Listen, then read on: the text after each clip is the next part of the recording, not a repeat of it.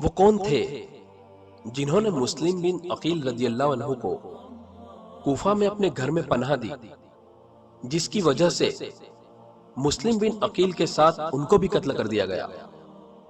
اے عبداللہ بن عمر رضی اللہ عنہ، بی ہانی بن عروہ رضی اللہ عنہ، سی نعمان بن بشیر رضی اللہ عنہ، ڈی انس بن مالک رضی اللہ عنہ۔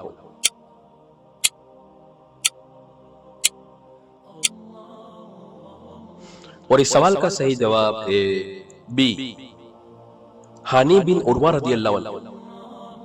جب کوفہ کے ایک شخص نے یزید کو کوفہ کے گورنر نعمان بن بشیر رضی اللہ عنہ کی مسلم بن عقیل رضی اللہ عنہ سے نرمی کے بارے میں خط لکھا تو یزید نے بصرہ کے گورنر ابن زیاد کو کوفہ کا گورنر بنا دیا اور اس کو خط لکھ کر کہا کہ تم مسلم بن عقیل رضی اللہ عنہ کو تلاش کرو اور ان کو قتل کر دو۔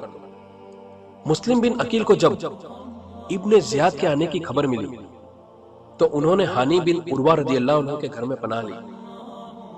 جب ابن زیاد کو یہ معلوم ہوا تو اس نے مسلم بن عقیل اور ہانی بن عروہ رضی اللہ عنہما کو قتل کر دیا۔